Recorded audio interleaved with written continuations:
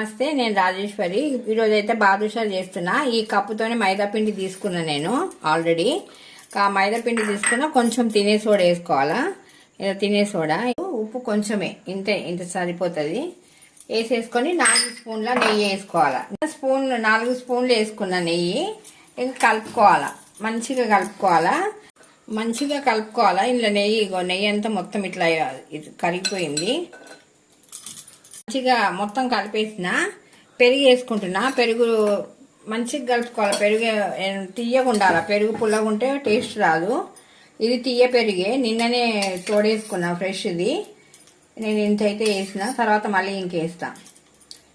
ఇది బాదుషా చేయాలంటే మనకి ఫస్ట్ పిండిని మంచిగా కలుపుకోవాలి. అంత పిండి మీదనే ఉంటుంది. ఇది మొత్తం ఇట్లా కలిపేసుకున్నా, మంచిగా కలిసిడిపోయింది. నేనైతే 3 స్పూన్ల పెరుగు అయితే వేసిన. మనం చూసుకోవాలి, 3 స్పూన్లే పట్టాయి. మనకు తెలిసిపోతుంది కలిపేటప్పుడు. చూడండి, ఇది ఇట్లా పెట్టేసి మొత్తం అయిపోయింది. 10 నిమిషాలు ఉంచుతా పక్కకి. పెట్టుకోవాలి. దీని మీద కొంచెం ఒక 10 నిమిషాలు పక్క పెట్టి చక్కెర పాకం చేసుకుందాం. ఇలా పిండి తీసుకున్నాను కదా, కొంచెం తక్కువ చక్కెర తీసుకున్నా.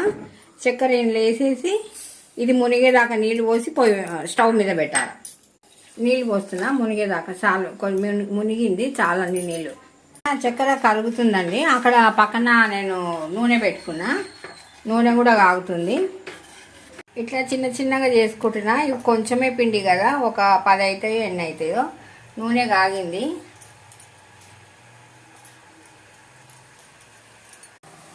ఇవి కొన్ని అయినాయి. ఇందులో వేసిన, చూడండి, చక్కెర పాకంలో వేసిన. ఇలా తీసేసుకోవడం. ఇక స్టవ్ బంద్ చేస్తుంది. ఇందులోకి వెళ్ళి తీసేసిన, చక్కెర పాకంలోకి వెళ్ళి. బ్రౌనిష్ అయితే మంచిగానే అయినాయి. మనకి ఇప్పుడు దేవుడికి తీయటి ప్రసాదం అంటే మనము ఈజీగా చేసుకోవచ్చు. ఇది మొత్తం చేసేసినండి.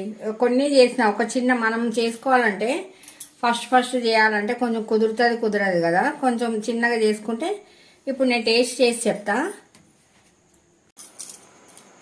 ఇప్పుడు టేస్ట్ అయితే చేస్తా నేను.